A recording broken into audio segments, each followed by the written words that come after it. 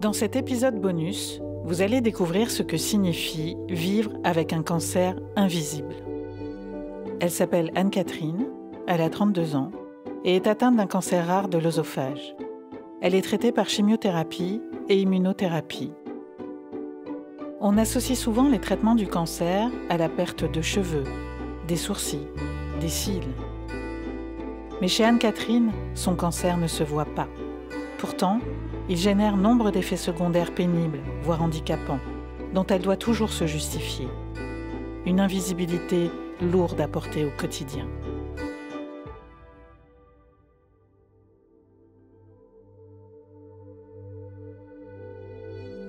Devoir tout le temps expliquer que je suis malade, c'est trop dur pour moi. C'est très fatigant aussi. Je m'appelle Anne-Catherine, j'ai 32 ans. Je suis agent administratif dans la fonction publique et j'ai un cancer invisible.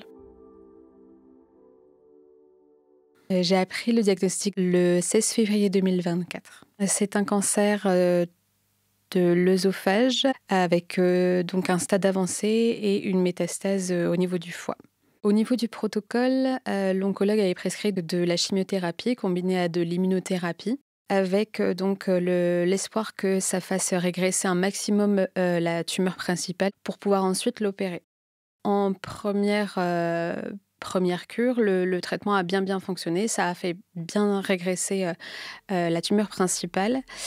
Donc l'opération n'était plus vraiment envisageable. Malheureusement, la métastase s'est avérée résistante. Et c'est pour ça qu'on a dû continuer de la chimiothérapie, mais sans immunothérapie. Les effets secondaires, on me les a cités. Il y avait très peu de probabilité de perdre ses cheveux, donc c'était quelque chose que j'ai vite mis de côté. Les autres effets, c'était tout ce qui était nausées, vomissements. L'un des points vraiment très embêtants pour les effets secondaires, c'était que j'avais des neuropathies. Et surtout au contact du froid. En fait, je ne pouvais plus rien toucher. C'était plus possible et ça a duré 6 mois. Le fait de ne pas perdre mes cheveux, ça a été rassurant, que le cancer soit pas visible. En soi, c'était bien parce que c'est ce que je voulais de base, qu'on ne voit pas que je sois malade, mais ça a été un poids aussi. Je me sentais pas légitime d'être plus fragile parce que ça se voyait pas. C'est vrai qu'une semaine sur 2, je suis en chimio et une semaine sur 2, je vais bien parce que je récupère assez vite, mais c'est pas pour autant que je suis pas malade.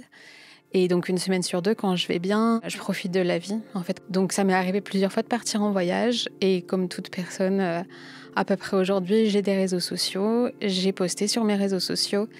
Et plusieurs fois, ça m'est arrivé finalement d'avoir des remarques. Une personne qui pouvait dire elle n'est pas si malade que ça, regarde ce qu'elle fait. Ça a été finalement quelque chose qui a pu me faire du mal. Un jour, du coup, j'ai utilisé ma carte de stationnement pour personnes handicapées, chose qui est un avantage pour moi parce que je ne peux pas forcément marcher longtemps. Et le temps de faire mes courses et de revenir, donc quelqu'un s'était garé à côté. Et cette personne m'a regardée alors que j'arrivais vers ma voiture et a dit moi je dis rien, mais quand même, en jugeant éventuellement que mon apparence ne voulait pas dire handicap. Je trouve que c'est pas correct de dire des choses pareilles quand on ne sait pas. Au niveau du travail, j'ai d'abord informé donc mon manager parce que forcément, au fil des choses, elle allait être au courant.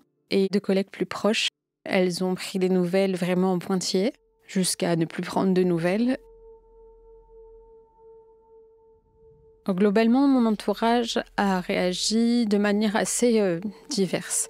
Certains, c'était la peur, d'autres, c'était donc la tristesse, l'empathie, tout ça.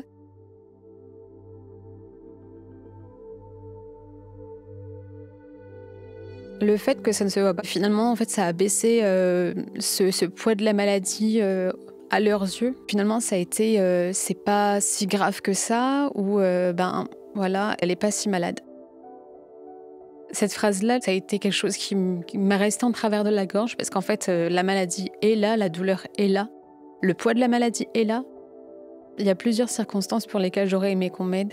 J'aurais aimé qu'on prenne plus l'initiative sur les services qu'on pourrait éventuellement me rendre, comme m'aider par exemple aux courses ou venir me voir. C'est vrai que ça a été aussi un poids, parce que comme je paraissais pas forcément malade, je pense qu'on se disait du coup j'ai pas forcément besoin d'aller la voir, elle a pas besoin.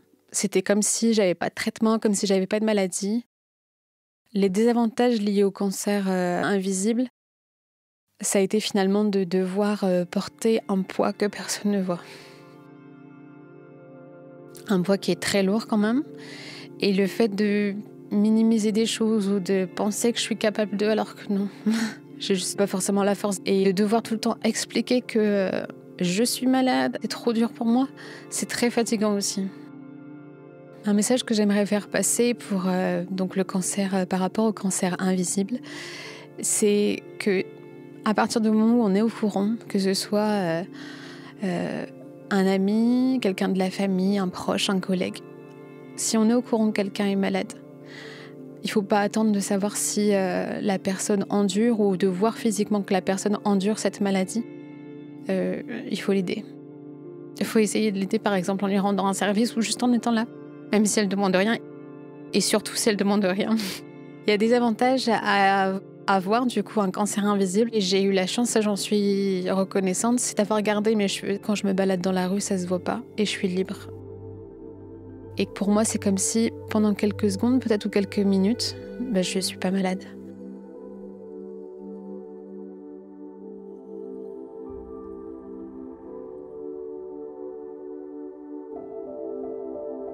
Vous venez d'écouter un épisode du podcast Osons la vie qui accueillait Anne-Catherine Lamotte. Merci à elle pour son témoignage.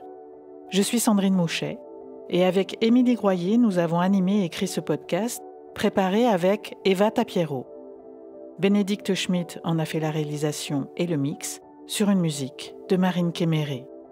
La production est supervisée par Héloïse Normand de Louis Créative, l'agence de Louis Média. Osons la vie est un podcast de Rose Up, l'association qui informe, accompagne et défend les droits des femmes touchées par tout type de cancer. Si vous avez aimé cet épisode, n'hésitez pas à vous abonner et à nous laisser des étoiles et des commentaires. Et pour plus d'informations sur les missions de Rose Up, rendez-vous sur rose-up.fr.